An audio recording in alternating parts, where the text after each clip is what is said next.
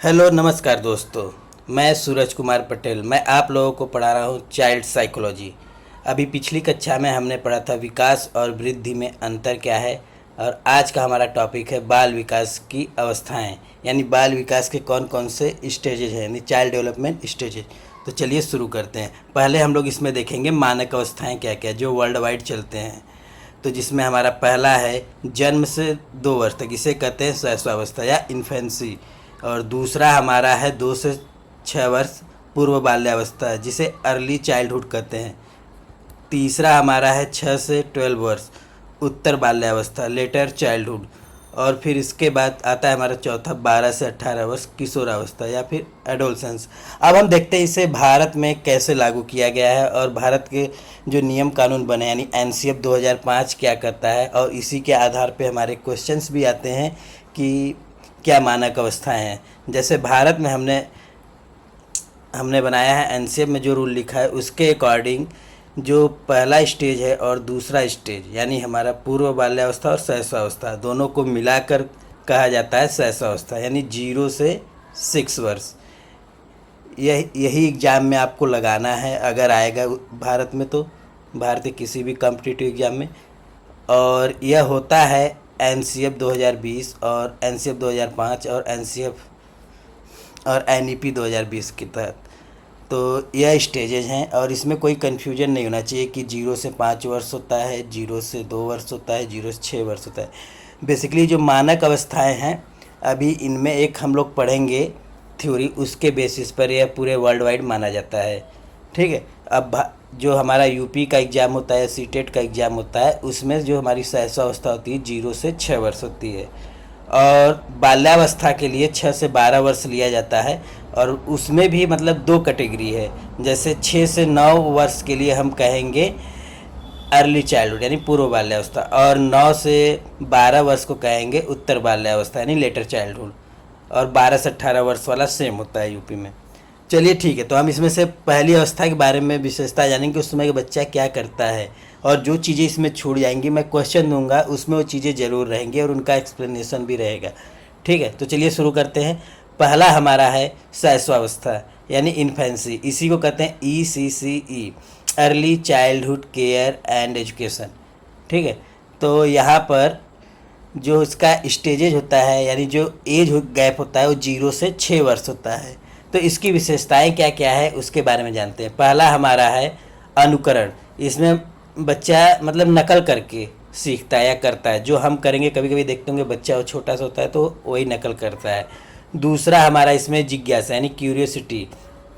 बच्चा यह बेसिकली आता है जब बच्चा 3 साल से ऊपर हो जाता है तब, यानी कि बच्चा पूछता है ये क्या है या कैसे हुआ, जैसे प्रश्न पूछता है। आपके घर में अगर कोई बच्चा होगा 3 वर्ष से ऊपर तो वो ऐसा सवाल करता होगा। फिर तीसरा है सबसे तेज बुद्धि, मतलब जन्म से 2 वर्ष तक बच्चे का शारीरिक विकास सबसे तेज होता है और सबसे तेज वृद्धि होता है। ठीक ना, शारीरिक विकास। और फिर उसके बाद आता है इलेक्ट्रा कॉम्प्लेक्स। इलेक्ट्रा में क्या होता है, 3 से 6 वर्ष की लड़कियों में पिता के प्रति विशेष प्रेम या लगाव हो जाता है। जब लड़कियां जो होती हैं यानी जो गर्ल्स बेबी होती है वो 3 से 6 के वर्ष में पिता की तरफ ज़्यादा झुकाव रखती हैं। फिर एक आता है ओडिपस कॉम्प्लेक्स यानी ओडिपस ग्रंथि, ये 3 से 6 वर्ष के लड़कों में पाया जाता है, माँ के प्रति विशेष लगाव होता है। अगला हमारा है अंतर्मुखी स्वभाव इंट्रोवर्जन, यानी इस आयु के बच्चे अधिकतर स्वयं में खोए रहते हैं। मतलब बच्चे देखते होंगे जब खेलते हैं तो खुद से बात बोल बोल के करते हैं, इसी को कहते हैं इंट्रोवर्जन। ठीक। और अगला हमारा है इंद्रियां, साइट हियरिंग टच। इसका विकास बहुत तेज होता है, इंद्रियों का विकास बहुत तेज है। जैसे उन्हें टच करिए या सुनने की प्रवृत्ति जो होती है, उन्हें कोई चीज़ देखना है जैसे देख लेते हैं, भूलते नहीं, जिद करने लगते हैं। और अगला हमारा है बोलना रेंगना चलना सीखता है। इसी स्टेज में बच्चा जब 0 से होता है पहले बोलता है फिर रेंगता है तब चलना सीखता है धीरे धीरे।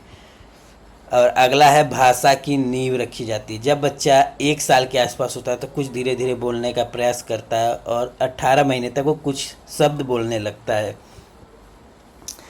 खेल के माध्यम से सीखना। बच्चे को अगर खेल के माध्यम से इस समय आप अगर सिखाना चाहेंगे तो बहुत अच्छा वो बच्चा सीखता है और बहुत सारे क्वेश्चन भी आपसे पुटअप करेगा, जिससे उसकी जिज्ञासा बनी रहती है और खेल के माध्यम से अच्छा सीखता है, यानी लर्निंग बाय डूइंग। और अगला है हमारा माता पिता पर पूर्ण निर्भर रहता है। इस समय बच्चा जानते हैं कि 0 से 6 वर्ष के बच्चे को आप कितना भी सिखा लीजिए, लेकिन वो खाना अपने से नहीं खाता। उसके जब तक मम्मी पापा या दादा दादी उसको नहीं खिलाएंगे, कोई भी चीज़ होगी तो अपने मम्मी पापा से कहेगा तो उसके मम्मी पापा ये चीज़ करेंगे। अगला आता है हमारा सुरक्षित वातावरण की आवश्यकता। इस समय के बच्चों को सुरक्षित वातावरण चाहिए होता है, नहीं तो बच्चे बहुत सारी इतने मतलब शरारती होते हैं कि कुछ न कुछ उल्टा सीधा काम करते रहते हैं। इस समय के बच्चे शरारती ज़्यादा होते हैं। और अगला हमारा है सामाजिक विकास की शुरुआत भी यहीं से होता है। जैसे यहाँ पे बच्चा जब 1 साल के ऊपर होता है तो हाथ हिलाने लगता है, या 1 साल के आसपास भी होता है, कई बच्चे हेलो बाय बाय कॉपी करने लगते हैं। ठीक, अब आता है हमारा दूसरा स्टेज बाल्यावस्था। तो चाइल्डहुड में देखेंगे कि इसकी क्या विशेषता है। यह 6 से 12 वर्ष है। इसमें खासकर यूपी और सीटेट यानी इंडिया के जो लेवल पे कॉम्पिटिटिव एग्जाम होते हैं, खासकर यूपी के लिए मैं बता रहा हूँ कि इसमें 2 अवस्थाएं होती हैं, आप लिख सकते हैं। एक होता है अर्ली चाइल्डहुड यानी पूर्व बाल्यावस्था, जो होती है 6 से 9 वर्ष, और दूसरा होता है उत्तर बाल्यावस्था, जो होता है 9 से 12 वर्ष। तो चलिए इसकी विशेषताएं जानते हैं। यहाँ पीपीटी मैंने वो नहीं लिखा है तो इसलिए मैं आप लोगों को नहीं बता पा रहा हूँ, लेकिन आप चाहेंगे तो मैं अलग से उसको क्वेश्चन में डाल के आप लोगों का एक तैयार करवा दूँगा। चलिए ठीक है, तो शुरू करते हैं इसकी विशेषताएं। तो इसमें पहला होता है स्कूल जीवन की शुरुआत। बच्चा पहले, जैसे कि अभी तो जो हमारा एनईपी 2020 आया, इसमें बच्चे को अर्ली एजुकेशन देना, मतलब 3 से ही, मतलब उसे आंगनबाड़ी में या फिर जो प्री प्राइमरी स्कूल होते हैं उसमें डालने की बात कही गई है। लेकिन इससे पहले जब जो सबसे पहले स्कूलिंग होती थी हमारे इस एनईपी 2020 से पहले, कक्षा 1 से ही मानी जाती थी। और अगला है हमारा भाषा और संज्ञानात्मक विकास। इस समय बच्चा भाषा का भी अपना विकास करता है, वाक्य समझ के बोलता है, और संज्ञानात्मक विकास में सोच समझ के साथ वो कोई कार्य भी करता है। और इस समय का बच्चा प्रश्न पूछने की प्रवृत्ति ज़्यादा होती है। अगर बच्चे कोई चीज़ समझा रहे हैं, अगर उसे नहीं समझ में आ रहा तो वहाँ पे क्वेश्चन भी आपसे पूछ सकता है। और अगला है खेल समूह आधारित होते हैं। इस समय जो बच्चा है उस समूह में अगर खेल खिलाएंगे तो वो ज़्यादा मतलब उसको रुचि से करेगा। नेक्स्ट हमारा है तर्क शक्ति का विकास। मतलब बच्चा इसमें तर्क लगाता है, अगर ये चीज़ ऐसे हो रहा है तो ये भी चीज़ ऐसे होना चाहिए, बहुत ज़्यादा तर्क लगाता है। इस समय का बच्चा मतलब तर्क समझने की कोशिश करता है कि अगर हम जैसे जोड़ सीख रहे हैं, अगर ऐसा जोड़ आएगा तो हम अगला करेंगे ऐसे। और हमारा नेक्स्ट है पढ़ना लिखना और गणित। इस समय का बच्चा पढ़ना लिखना सीखता है और फिर गणित के सवालों को भी लगाता है, और उसे अगर अच्छे से समझाएंगे तो व्यवहारिक जीवन में भी उतारने की कोशिश करता है हमारा। नेक्स्ट हमारा है शिक्षक व साथियों का प्रभाव। उस पर शिक्षक का बहुत प्रभाव रहता है, जैसा टीचर उसके साथ बर्ताव करता है और जो चीज़ें बताता है। कई बच्चे तो कई टीचर्स इतने इन्फ्लुएंस होते हैं कि उन्हीं की तरह एक्ट करने की कोशिश करते हैं, और अपने साथियों से भी बहुत प्रभावित है कि उसके पास ये चीज़ है, या कंपटीशन रख लेते हैं थोड़ा बहुत और उससे आगे निकलने की चाह रहती है। अनुशासन को समझना। इस समय के बच्चे जो इस एज ग्रुप के होते हैं अनुशासन को समझते हैं। अगर जो भी इनके लिए अनुशासन बनाया जाएगा या नियम कानून बनाए जाएंगे वो उसको समझते हैं, यहाँ ऐसा करेंगे नहीं तो हमें ऐसा होगा। नेक्स्ट हमारा है भावनात्मक नियंत्रण। बच्चों का इस समय जो भावना होती है, वही जो हमारा शैशवावस्था था उस समय भावनात्मक नियंत्रण नहीं होता। अगर बच्चा जिद कर लेता था कोई चीज़ तो जिद पे ही अड़ा रहता जब तक वो चीज़ से नहीं मिल जाता। लेकिन इसमें क्या होता है कि नियंत्रण आ जाता है। अगर बच्चे को एक बार मना कर दिए, उसे समझा दिए, तो हो सकता है एक बार में ना माने, लेकिन दूसरी बार में वो मान जाएगा या तो तीसरी बार में मान जाएगा। अब नेक्स्ट हमारा है सहयोग और साझेदारी। इस समय का बच्चा सहयोग करता भी है थोड़े बहुत, और साझेदारी मतलब कई जगहों पर अपने मित्रों के साथ सहायता लेता है, माता पिता के साथ सहायता लेता है, मतलब कामों में हाथ बटाता है, एक तरह से कह सकते हो खुशी खुशी से। अब नेक्स्ट हमारा आता है किशोरावस्था। यह बहुत अच्छा मतलब कि एग्जाम पॉइंट ऑफ व्यू से यहाँ से एक क्वेश्चन तो आने ही आने हैं, जो विशेषता मैं बता रहा हूँ इसमें से। तो चलिए देखते हैं। और इसका एज ग्रुप बेसिकली 12 से 18 वर्ष होता है। तो यहाँ पे पहला होता है यौन परिपक्वता। इसमें क्या होता है, जो बच्चे होते हैं इनका विकास यहाँ पे हो जाता है। यौन परिपक्वता का मतलब है कि जो लड़के होते हैं उनमें दाढ़ी मूछ आ जाती है, लड़कियों में मासिक धर्म की स्टार्ट होना शुरू हो जाता है।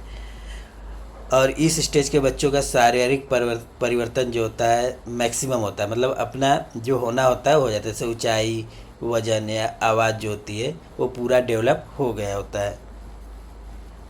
और आत्म पहचान, आइडेंटिटी की खोज, यहाँ पे बच्चा सोचता है कि मैं क्या बनूँ बड़ा होके, उसकी पहचान को भी बनाना चाहता है, उसके बारे में सोचता है और उसी लाइन को पकड़ने के लिए वो मेहनत भी करता है। नेक्स्ट हमारा है भावनात्मक स्थिरता, मूड स्विंग। ठीक, मूड स्विंग से है कि बच्चा अगर कोई चीज़ भी, जैसे किसी चीज़ की जिद कर लिया या कोई चीज़ ठान ले तो उसे करने की कोशिश बहुत ज़्यादा करता है।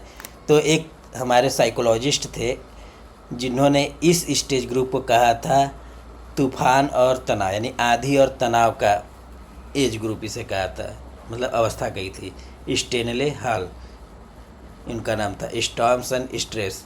तो इस समय के बच्चे जो होते हैं बहुत अग्रेसिव नेचर के होते हैं, आप लोग देखे होंगे। नेक्स्ट चलिए देखते हैं।